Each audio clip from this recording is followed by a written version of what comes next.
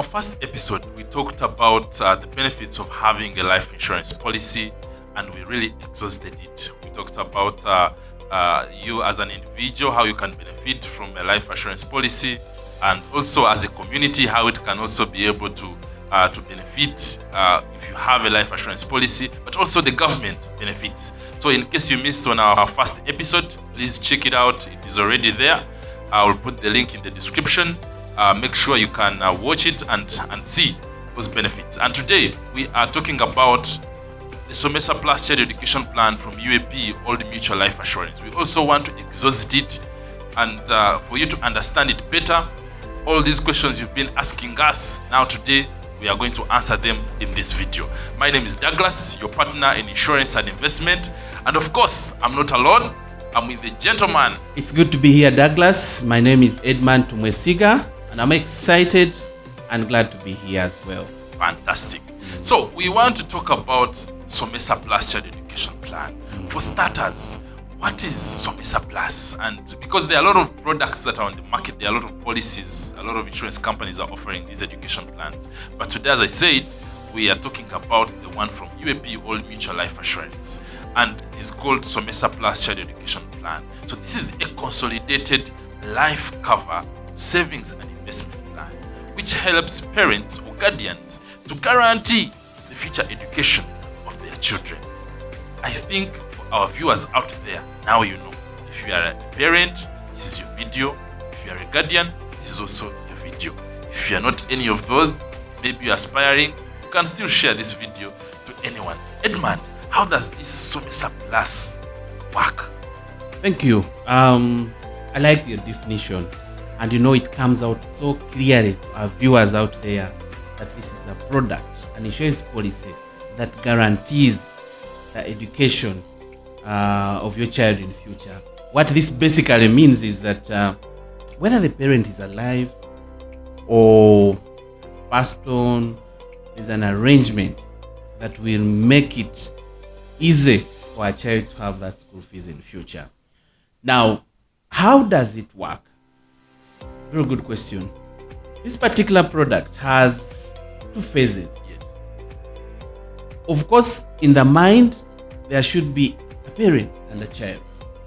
You cannot save for a child that is not there. Yeah. Now, the first phase is what we call the accumulation phase. This is a period when you're saving monthly, quarterly, annually for your child's future education. So that's the first phase. Yes. We are able to calculate for you and say, for beginning now, this is how much money you should put aside for your child's education. Remember, there are people who want to give us money and we start paying school immediately. without accumulating it. So you must have accumulated a specific amount of money. And then the time comes and we are able to pay. Exactly. Now, talking about the accumulation phase, it means that, for example, you have your child who's in baby class right now, and you are trying to save, targeting secondary, knowing that when your child enters secondary like this, you won't be involved in school fees again. Exactly. Actually, it can happen until graduation day. So it means you are going to target secondary, and you're also going to target university, but you are going to start now when your child is still in baby class. Save from baby class to up to B7. That's a period of 10 years. That's the period of 10 years. So it means that those 10 years, it is the accumulation phase. Yes. Isn't it? Yes, and then after the accumulation phase, definitely we shall have the payout phase. The payout phase. Yeah, but what is important at that particular time, Douglas, is now how do I come up with that specific amount of money? That's the question. Because you see now, at the end of the day, the question is how much money How do I much do I pay? This money entirely depends on where you'd want your child to go. What's your vision? Yeah. You have a child who is telling you they want to be a doctor, or they want to be an engineer, and they're in P1. So, as a parent, your role is to make sure that this child's dream is at least fulfilled. It's fulfilled. The end game, you might not be able to have enough money to pay for that child's dream course, but you have put aside some money that you will start from. Remember, someone who has saved is better than that person who has not even saved at all. Save anything. And saving ideal. I don't know why it becomes really difficult for some people, but it is very paramount, especially when you're trying to plan your finances and achieving the big goals that you have. It is so important that you put that money aside. And this is a better plan. Man here is saying we are going to be able to advise you on that. You can be able to calculate for you. What are some of those factors that determine how much the parent is supposed to save? Number one is, for example, like I said, which school do I want my child to go to? There are some schools that pay 1 million per term. There are schools that pay 5 million per term. So you should be able, first of all, understand that structure of the school. Visualize. Exactly. And then there is also a period. Sometimes the shorter the period, the more money you need to save. The longer the period, the better the premiums can be in terms of, fair. Because if I am saving for 5 years and someone is saving for 10 years, definitely the one who is saving for 10 years has more time. So that's why it is important. But as soon as that baby is produced, you can start saving. You know that money they bring in the hospital, just say, hey, congratulations. That can be a first installment. Yeah, but to get back to your question, really, one, of course, we looked at where you want to take your child. But also number two, what will also determine how much you need to save is, of course, the period, like I explained, because it is also important that the accumulation phase.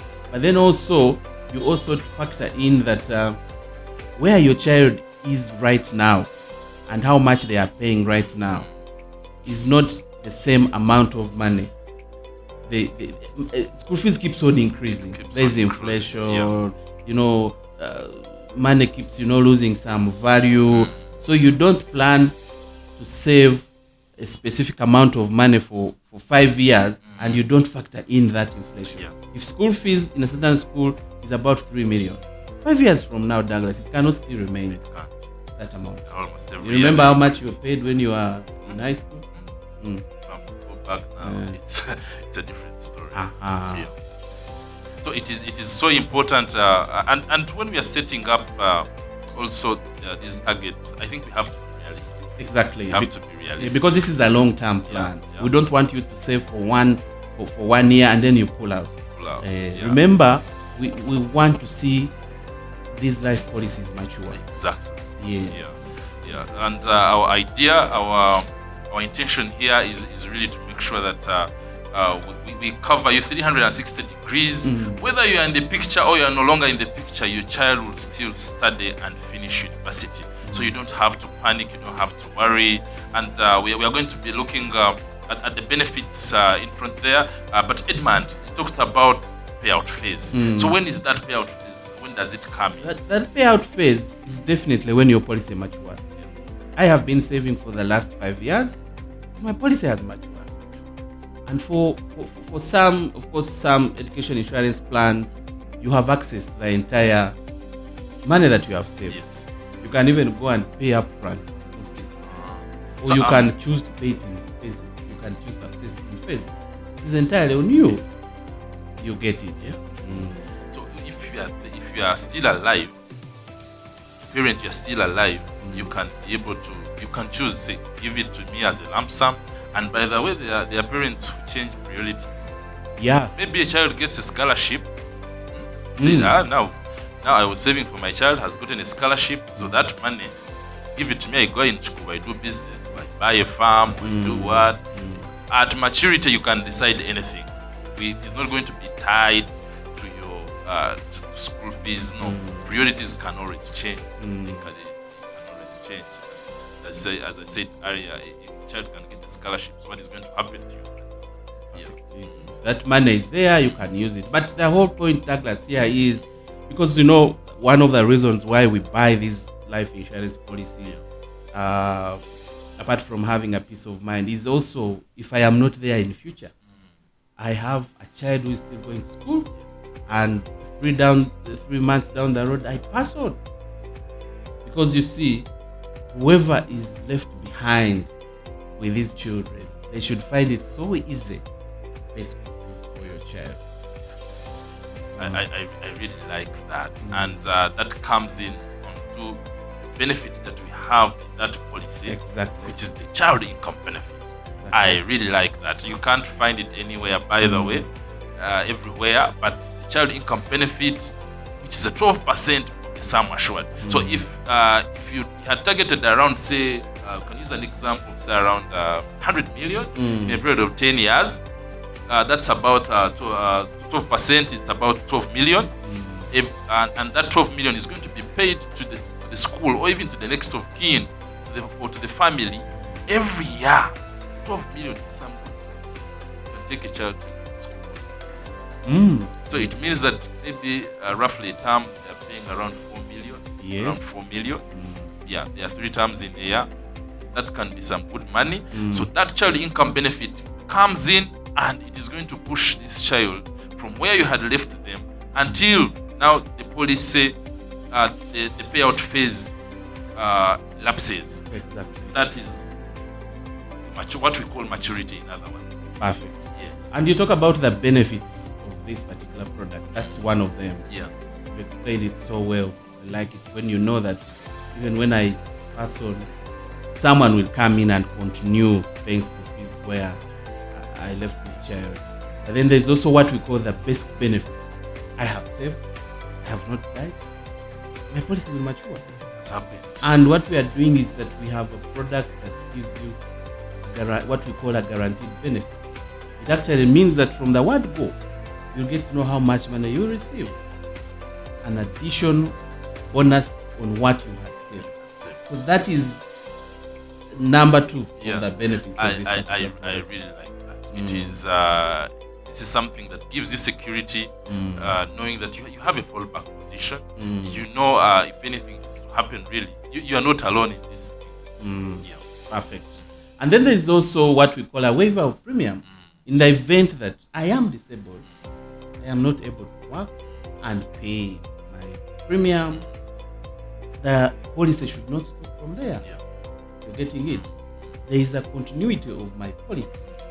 This doesn't mean that they will deduct money at the end of maturity. No. The assumption is that life office continues paying for you until when the policy matures. Perfect. I like that. So it means that the burden is not going to fall on your relatives. It is not going to fall on your next of kin. That you know what, this person was saving with us, so you be the one to contribute this amount of money. No, that waiver of premium benefit is going to be activated immediately upon death or disability, critical illness of our dear client. Exactly. Yeah. So Edmund talked about with premium. We talked about the child income benefit. We talked about the guaranteed sum assured, or the guaranteed target that you receive at the end of the policy term.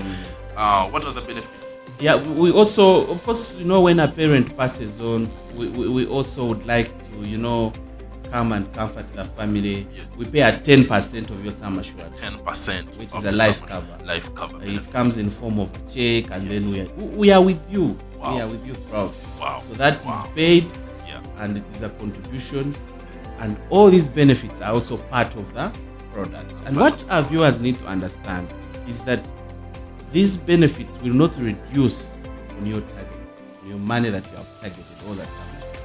They are additional benefits that come with the product. So it means that this 12% I'm receiving every year, is not being cut from my initial sum assured that I'm supposed to receive. It's just a benefit. Also the same as the life cover benefit, which is a 10%. I really like that. And you mentioned about the peace of mind. It is very important to know that right now my child has a guaranteed education plan, Regardless of whatever happens. whether you are there or not there. So you work knowing that in case of anything, like we always discuss, Douglas, that the most important thing that you can give a child is the education. We've had stories of where your child has finished primary 7 and this child has a number of, has received a number of schools. I mean, the choice is there, but you're saying, this child is not going here because the school fees is too much. Those are not good signs of, planning. No, it really gets tough when you're growing old and then they're still asking you for school fees. You can imagine if you're a parent out there and you have a child who's in baby class or who's in P1, you add those 10 years, it is going to be finishing P7, add them onto your age. It's going to be another story. The things you are doing right now, in the next 10 years, it's going to be a different story. But when you start planning as soon as today and have this plan, you are going to be a step ahead. I can tell you. And maybe for our viewers, for the last 15 years we've done this. We've lost a couple of friends where we are contributing for their children's education. But what is important and what is nice is when you see that child, the child, you're so sure that the child will get school fees. And what also our viewers need to know is that it is not how much money you have. It's not, how much money you're paid and all that. It's just a simple way of you understanding that at any level of my life, as long as I have children, there should be a portion of what I earn now. I keep it aside for the benefit of this child who is still here. You will pay school fees, whether you like it or not. Now, I want to pose a question there for our viewers. For those of you who are still renting, you pay rent.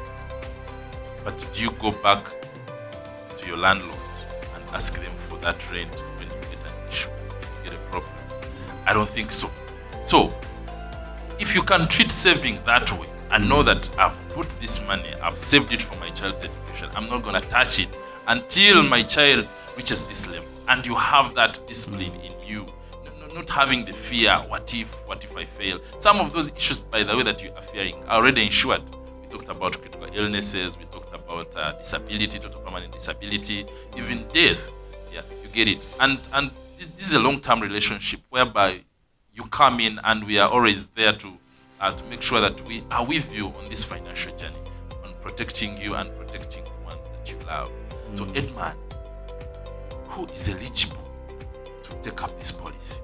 Fantastic. Now, every parent that has a child, as long as you have a child that you are planning to take care of or you're taking care of, this child might be biological or not. Even if you are a guardian, you qualify by this simple plan. Can I insure your neighbor's child? No. Why would you want to insure your neighbor's child? The most important thing is that one of the cardinal principles is that there should be some kind of insurable on that particular child, which is a legal right. Which is a legal that is right given to you over that person. Exactly. One of the principles of insurance. Probably we'll get time and also discuss some of those, small things that guide these policies. It is now if you are a parent out there or if you're a guardian, you are 18 years and above. What's the maximum? Yeah, of course, if you're 18, you're a parent of 18 years, we go up to the age of 65. Yeah, so for our viewers out there, we thank you so much for watching, wherever you are watching us from. Please feel free to comment on this video, share it, and also subscribe to our channel, and that way you won't be missing out on any of the upcoming videos. Plus also visit our website at www.douglasyourinsurancepartner.com.